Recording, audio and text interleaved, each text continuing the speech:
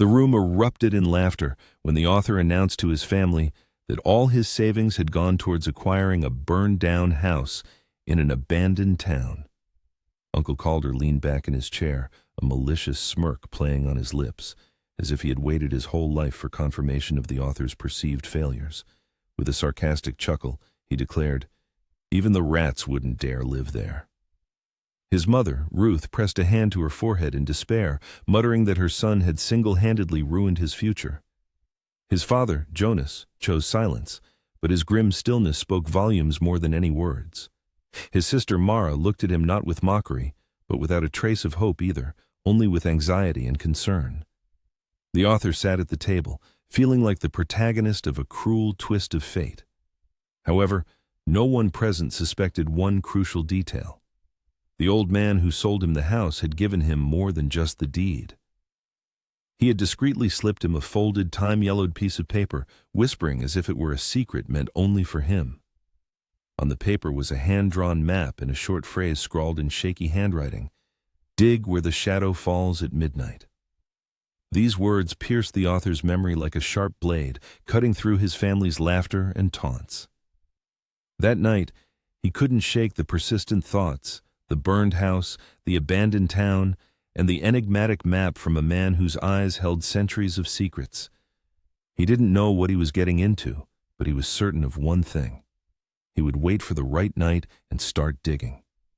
And what he was about to discover would prove to be not just valuable, but dangerous.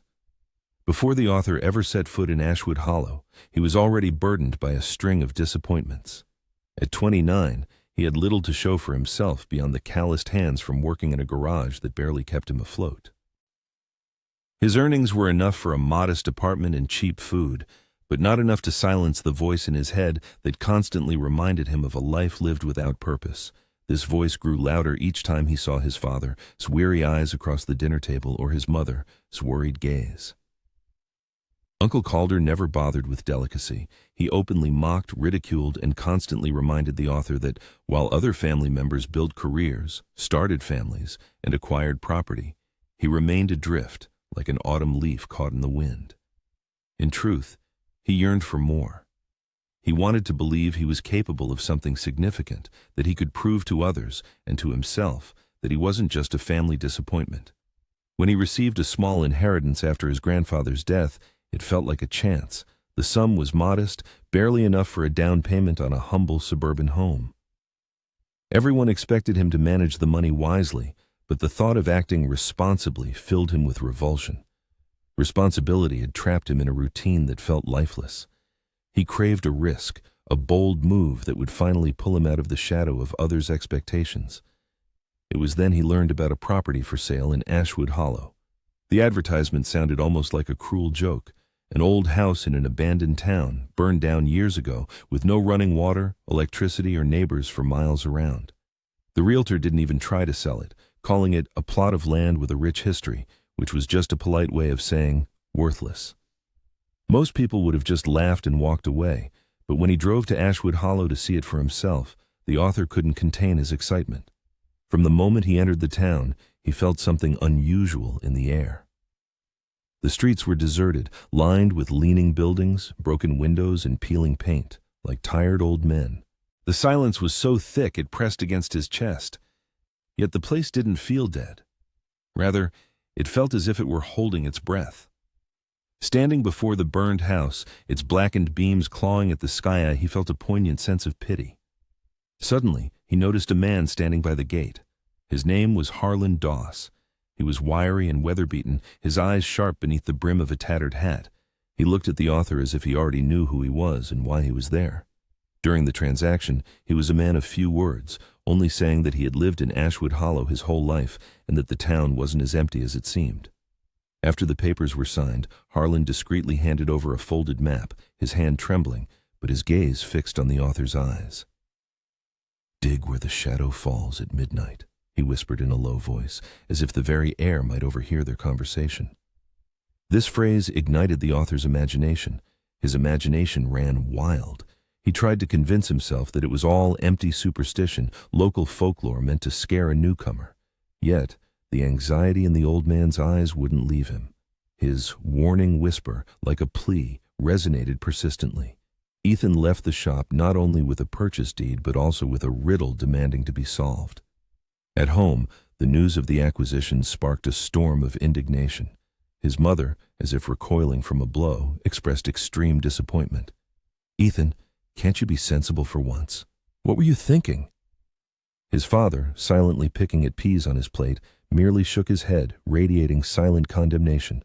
Calder, slamming his fist on the table, burst into loud laughter. "Unbelievable! With that kind of money you decided to bury it in ashes. Not even rats live there." His taunts stung, but Ethan was used to them. Calder, with his power, money, and loud voice, loved being the center of attention, and humiliating Ethan provided him with fresh stories. But insults could be endured. Mara's gaze was another matter. No laughter, no reproach, just a quiet, pleading sadness. "Why that place, Ethan? What did you find there?" He wanted to tell her about the map, about Harlan Doss, about the strange energy emanating from Ashwood Hollow. But he knew the response would be more ridicule, that he would be considered not just foolish, but insane. So he replied that the land was cheap and he had plans. That was enough to silence her, but Ethan felt a chasm growing between them. That night, he lay awake, staring at the ceiling, Calder's mocking words echoing in his head. The house, ashes, the town, forgotten, the inheritance, gone. In their eyes, he was a failure clinging to ruins, but he couldn't get the map out of his mind. The words reverberated in his consciousness. "Dig where the shadow falls at midnight." Not knowing what lay ahead, he understood that he had crossed a line of no return. For the first time in his life, he felt he was on the verge of something bigger than himself. It was frightening, but it was his. The weeks following the purchase of the house in Ashwood Hollow became a true ordeal. His family didn't stop at just one round of mockery. Every visit, every phone call, every family dinner turned into a new session of humiliation. Calder, as always, was the ringleader. He seemed to relish these moments. Leaning back in his chair with a glass of whiskey, he'd say something like, "So, Ethan, have the ghosts offered you rent yet?" The others would join in his laughter, while his mother quietly pleaded for him to stop, but the venom had already been released. It was especially painful to see his father avoid his gaze. He would adjust his glasses, sip his coffee, fold his napkin, anything to avoid eye contact. This silence spoke louder than any taunts. It meant his father agreed with the others, that he believed Ethan had squandered his chance. His mother's worry only made things worse. She still called him son, served him food, but every word she spoke carried a disappointment heavier than any insult. Mara was the only one who tried to support him, though even for her, it was difficult. "Maybe Ethan has a plan you don't see," she'd say, but her voice held uncertainty. One evening, after dinner, she pulled him aside. "You don't have to pretend," she said. "If you're scared or regret it, just say so. I'll help you figure something out."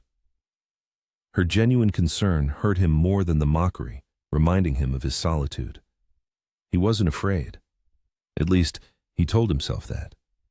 But he was tormented by shame, mixed with something inexplicable. The map haunted him. He carried it folded in his jacket pocket and sometimes found himself taking it out, tracing its lines with his finger. Each time he read the words written in shaky ink, "Dig where the shadow falls at midnight," he felt an irresistible pull. Delving into the mysteries of Ashwood Hollow became an obsession, eclipsing all rationality. Regular trips to the eerie town transformed into a kind of ritual. The long, winding road, hemmed in by gloomy forests, invariably culminated in a sense of anxious anticipation at the sight of the semi-abandoned settlement. Contemplating the charred remains of the burned house conjured a flood of ominous images, scenes of a former life erased by merciless flames. Questions swirled in his mind about the fates of the families who once inhabited these walls, about their hopes and fears buried beneath the ashes. These blackened ruins were not merely silent witnesses to tragedy. They seemed to hold sinister keys to unlocking the past. As night fell, the atmosphere in Ashwood Hollow grew oppressive. The silence here brought no peace. On the contrary, it sharpened his hearing, making him acutely aware of his own heartbeat and every crunch of gravel underfoot. One night, in the stillness, he heard footsteps, slow and measured. But when he turned, he found no one. Another time, a mysterious light flickered in the window of an abandoned house opposite, as if someone were watching him. A penetrating cold seemed to seep into his very soul, causing an involuntary shiver despite his warm jacket. He couldn't tell his family about these experiences, fearing he would be accused of madness. So he had to keep everything to himself, hiding his nightly excursions under plausible excuses. He'd tell his mother he was just driving around, and to Calder's barbs, he'd only force a strained smile. But inside, tension mounted, fueled not only by family discord but also by an internal conflict. One part of him yearned to prove himself right, to find something that would silence all the skeptics, while the other dreamed of burning the map and leaving this cursed place forever. However, the harder he tried to suppress these thoughts, the stronger the inexplicable pull towards Ashwood Hollow became. His search for truth led him to the local library, where he spent nights poring over old newspapers, trying to piece together the town's history. It turned out that in the early 20th century, Ashwood Hollow had been a prosperous mining community that declined after a series of mysterious incidents. Miners disappeared without a trace, and survivors claimed the very land was cursed.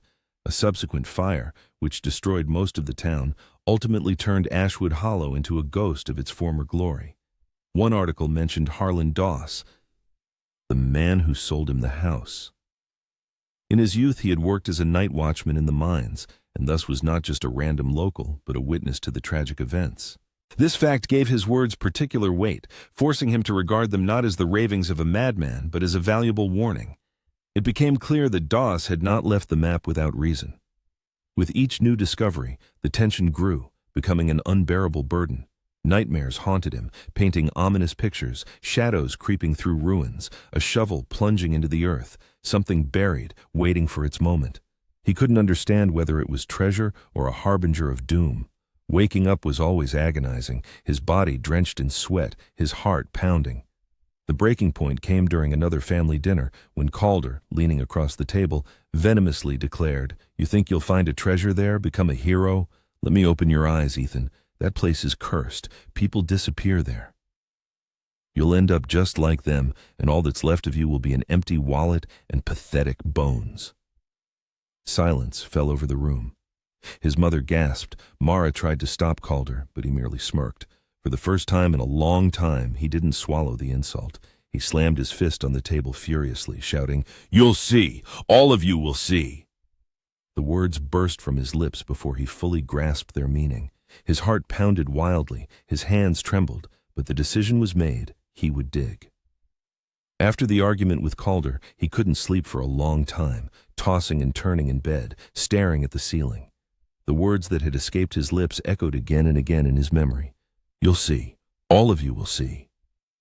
He had said them not only to his family but to himself as well. From that moment on, there was no turning back. For years he had allowed his relatives' taunts to pass by, ignored. But now, everything had changed.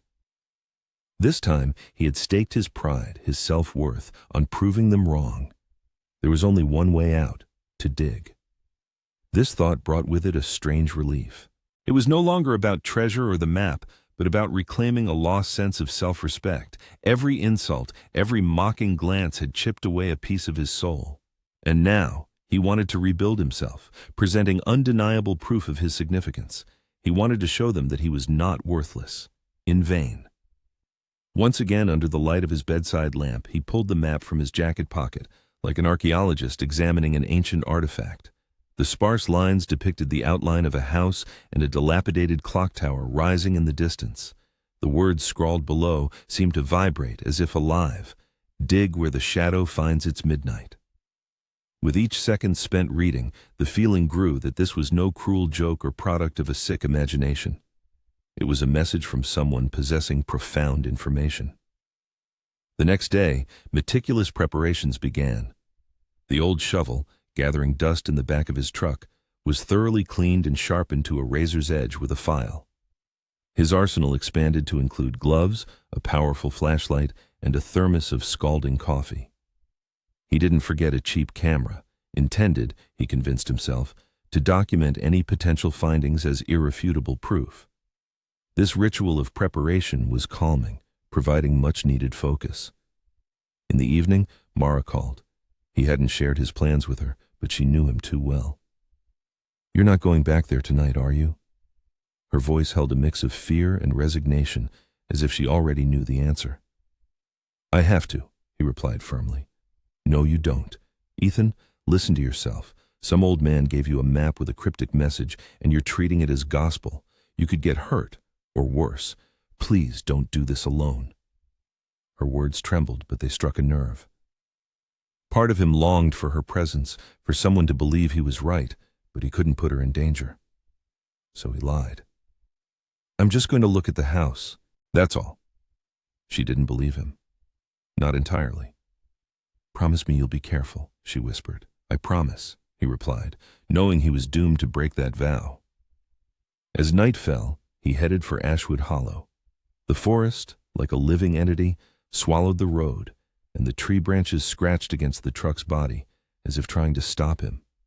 The deeper he drove, the more palpable the cold became, until his breath began to fog the windshield. When the silent, dead town appeared before him, he felt the familiar chill, but this time mixed with an unshakable resolve. The dilapidated clock tower, like a skeletal sentinel, loomed over the ruins. He parked his truck near the house and stepped out into the ringing silence. The crunch of gravel under his feet sounded unnaturally loud. He took out the map and began to compare it with the surroundings, shifting his gaze from the paper to the ominous shadow cast by the tower. The instructions were crystal clear. Midnight was approaching. The shadow crept inexorably across the ground, counting down the seconds. The air seemed to thicken, and it felt as if the entire town held its breath. His heart pounded in his chest as he gripped the shovel handle. As he waited, he thought of Harlan Doss, his gaunt face, his voice full of warning and despair. Why him? Why had the old man sold him this house? Why had he given him the map? Why had he whispered those words? Questions swirled in his mind, but he knew the answer lay only in the depths of the earth beneath his feet. The church bell in the tower, though broken, let out a faint, mournful groan, announcing midnight. The shadow of the tower's sharp spire fell across the yard, pointing to the exact spot. His hands trembled, but he forced himself to calm down. He plunged the shovel into the earth and pressed down with his foot. The ground crunched, as if untouched for decades. The first few strikes felt unreal. Each clod of earth seemed to carry more than just soil. It carried the weight of his pride, his anger, and his desperate desire to prove he was worthy of more than the fate of a family failure. The icy air burned his lungs. Sweat streamed down his neck, and the sound of metal cutting through the earth echoed unnaturally loud in the silence. The deeper he dug, the stronger the anxiety grew. The flashlight beam flickered, casting shadows that moved like watching figures. His pulse quickened, but he didn't give up. Every swing of the shovel brought him closer to the truth, whatever it might be. He convinced himself that once he found what he was looking for, everything would fall into place. Suddenly, the shovel hit something hard with a sharp clang. His hands shook from the impact, and his breath caught in his throat. He dropped to his knees and began to clear the earth with his gloved hands until he uncovered the edge of a metallic object. His heart pounded wildly as he dug a little more, revealing the corner of a box, rusty but intact. He leaned back, gazing at his find, and felt his heart skip a beat with excitement. There it was. The map was real. The instructions weren't nonsense. His family had laughed at him. But here he was, kneeling before proof of his righteousness, proof that he wasn't crazy and that he was right to trust his instincts. He didn't yet know that the treasure he had found was not only valuable, but also deadly. The excavation was an undertaking fraught with hidden dangers. The narrator's gaze fell upon the rusted metal container, partially submerged in the earth, as his breath formed white clouds in the frosty air. A shiver ran through his limbs as he began to remove the remaining soil. The tools scraped against the object's sides with a metallic screech until enough space was cleared to extract it.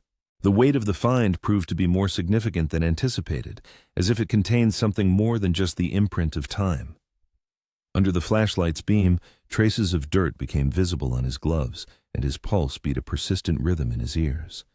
The box was secured with a rusted latch, which he struggled with, using the edge of the shovel as a lever until the metal groaned and gave way. The opening lid let out a creak, releasing a faint, irritating odor, like a mixture of old chemicals and smoke, stirring distant memories.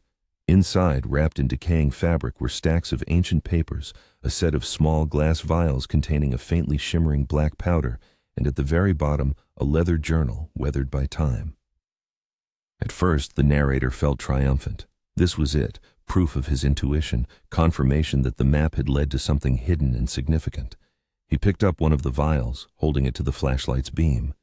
The black powder clung to the glass as if possessing a life of its own, emitting a faint but palpable warmth. A sinking feeling arose in his stomach, but curiosity outweighed fear. Carefully returning the vial, he opened the journal. The pages were filled with names, numbers, and coded symbols resembling tunnel and mine diagrams. Marginal notes detailed deliveries, payments, and incidents in the Ashwood Hollow mines. But words written in shaky handwriting on one page made him freeze.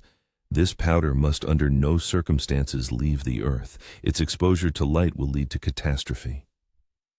Triumph vanished, replaced by horror. Whatever this powder was, it was not a treasure, and it was not meant to be found. His gaze fell again on the vials, seeming to pulsate in the light, and a sudden sense of vulnerability washed over him, as if something that should have remained buried had been released. At that moment, footsteps on the gravel reached his ears, slow, measured, and too heavy to be a trick of his imagination. His head snapped up, and in the dim light of his flashlight, an approaching figure appeared, the silhouette of a lean but steady man, also carrying a lantern. His breath caught in his throat as the man drew closer, and the light illuminated his face. It was Harlan Doss, the man who had sold him the house, the one who had placed the map in the narrator's hands. His eyes, piercing and unblinking, were fixed on the box. He looked older than he had weeks ago, his skin stretched taut over his bones, but his gaze burned with such intensity that the narrator froze. "I warned you it was dangerous," he said in a low, raspy voice, "and now you've brought it to light." The attempt to speak was unsuccessful. Words caught in his throat. Finally, he managed to stammer, "What is this? What's in these vials?" Harlan's gaze flickered to the journal, then back to the narrator. "This powder is why Ashwood Hollow was destroyed. They dug too deep, found something they couldn't handle. Greed blinded them, and people died because of it. The town burned and had to be buried." The air around them seemed to thicken. His hands trembled, but the narrator didn't want to release the journal. "Why me? Why did you give me the map if you didn't want this found?" Harlan stepped closer, casting a long, uneven shadow on the ground.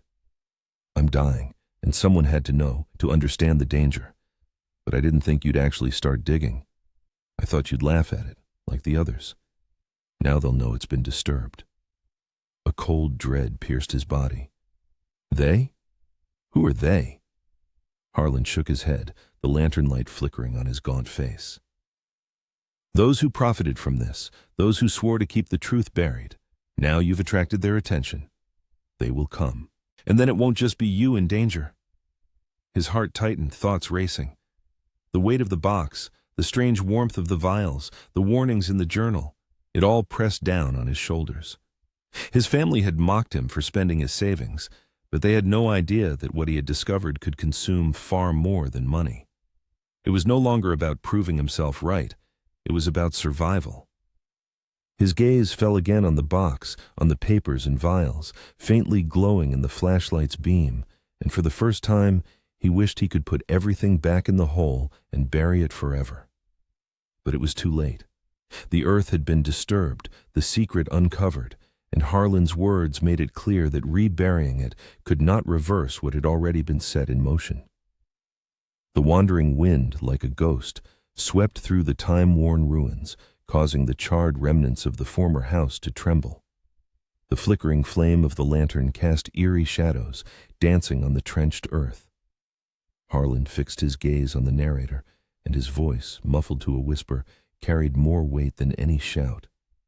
"Run from here tonight. Leave everything you have. If your life is precious to you, go without looking back and never return." Everything inside screamed to obey, to run as fast as he could. But even in the grip of all-consuming fear, another part of his soul resisted. After a series of bitter trials, after torrents of mockery and humiliation, fleeing felt like a betrayal. His fingers convulsively clutched the edge of the ancient journal, torn between the instinct for self-preservation and an insatiable thirst for knowledge. Harland, like a seer, perceived this internal struggle. A shadow of pity flickered across his face, immediately replaced by stern resolve. "You've made your choice," he said, directing the beam of his lantern towards the road. "Pray that the price you have to pay isn't too high." With those words, he vanished into the night, leaving the narrator alone with the mysterious box, the ominous powder, and the oppressive realization of his discovery. Before the first rays of dawn, the truck sped away from Ashwood Hollow, its rattling on the broken road seeming like a premonition that the very earth was trying to rid itself of an unwelcome guest. The box remained buried where it was found. The narrator forced himself to cover it with earth again, though a gnawing unease suggested it wouldn't erase what had already been revealed to the world. The old map, like an ominous talisman, rested in his jacket pocket, but he dared not look at it again. The fading light of the lantern in the rearview mirror consumed the last image of the man whose words and actions had turned his life upside down. Upon returning home, he first locked the door and sank into the silence of the kitchen. His hands, scratched and smeared with earth, refused to come clean, as if retaining the memory of the sinister find. Closing his eyes, the narrator saw the vials shimmering in the flashlight's beam, the ominous lines of the journal foretelling imminent doom. Harland's voice, calm and resigned, echoed in his memory, and the fear in his eyes when he said the narrator had attracted their attention. Who "they" were remained a mystery, but intuition suggested it boded nothing good. The following days became a pathetic attempt to return to normal life. Work, wrenches, a lowered head, it all seemed like a meaningless farce. Normality had vanished the moment the shovel hit metal. Nights became a nightmare, filled with insomnia and the anticipation of sinister sounds outside the window. One night, he imagined headlights frozen opposite his house before slowly dissolving into the darkness. Another night, distinct footsteps were heard in the empty corridor. Paranoia, like a snake, coiled around his mind, giving him no peace day or night. His family couldn't help but notice the changes. His mother called, her voice full of concern. "Ethan, are you eating? You look terribly tired." He wanted to blurt out the whole truth about the map, about the ominous box, but the words caught in his throat. She would think he was crazy. Calder would laugh. Mara might believe him, but it would put her in danger, so he had to lie, assuring them everything was fine, just a lot of work. Calder didn't give up. During another family dinner, he leaned across the table, smirking. "So, hero, when's the triumphant unveiling of your treasures? Or have you finally realized you bought a pile of ashes and lies?" Before, those words would have cut him to the quick, but now they didn't sting. Calder had no idea how close his mockery was to the truth. He didn't suspect that the treasure he joked about could burn down everything they held dear. For the first time, the narrator looked him in the eyes and felt nothing but pity. Calder was blind to the looming danger, and his ignorance served as his only shield. Mara pulled the narrator aside after dinner. "You've changed," she whispered, "and it scares me. I don't know what you're hiding, but please talk to me." He wanted to take her hand, tell her everything, share the unbearable burden, but he merely shook his head. "Some things are better left undisturbed," he said in a hollow voice. Mara didn't press him, but the sadness in her eyes haunted him long after she left. As it turned out, the truth was simple and terrible. The hero of this story went to Ashwood Hollow, driven by a desire to prove his worth and silence the mockery, but found something far greater than he expected. It was not a treasure, but rather a poison, cleverly disguised as a grand discovery, which now resided in his memory like an insistent shadow. Harland had warned of impending pursuers, and although they had not yet appeared, the hero felt their presence, like wolves circling nearby. He wondered if Harland, in handing him the map, realized he was condemning him to suffering. Perhaps the old man simply wanted to shed a burden he had carried for too long, hoping that by passing it on, he could finally find peace. The hero still recalls the image of Harland's lantern swaying in the night and his cautionary voice urging him to leave and never return. He understands that the old man was right, but realizes that for himself it is already too late. Dreams of Ashwood Hollow do not release him. In these visions, the clock tower rises, casting a long shadow pointing to that cursed spot. He hears the clang of the shovel, the creak of rusty hinges, and the faint hum of vials filled with sinister black powder. Waking up, he feels a tightness in his chest and involuntarily checks the window to ensure he is still alone. From this sinister story, the hero learned a lesson far different from what he had anticipated. He went to Ashwood Hollow to prove his value, to show his family he was capable of more than they thought. He naively believed that treasure or glory would silence them. But instead, he realized that some secrets are buried for a reason, and disturbing them can cost far more than pride or money. It can cost safety, peace, and perhaps even life. Now he remains silent. He allows Calder to laugh, his father to shake his head, and his mother to worry. He leaves Mara's questions unanswered, understanding that the truth is too dangerous to share. He knows what is hidden beneath the earth of Ashwood Hollow, and he understands that if anyone else starts digging, destruction will spread. Sometimes, in the quiet of the night, the thought of returning crosses his mind, not for new discoveries, but to ensure that everything remains buried. But then he remembers Harlan's words, full of bitterness and resignation. "You made your choice." The old man was right. The hero cannot undo what has happened. The shadow has already fallen. That fateful night in Ashwood Hollow changed his life forever. He went there searching for proof, a way to stop the mockery and earn respect. But what he discovered proved far more dangerous than he could have imagined. Some secrets are buried for a reason, and disturbing them is to invite disaster. He still doesn't know who they are or when they will come, but he is certain of one thing. Harlan was right. Once the shadow has fallen, it cannot be cast off. All that remains is to live with what was found.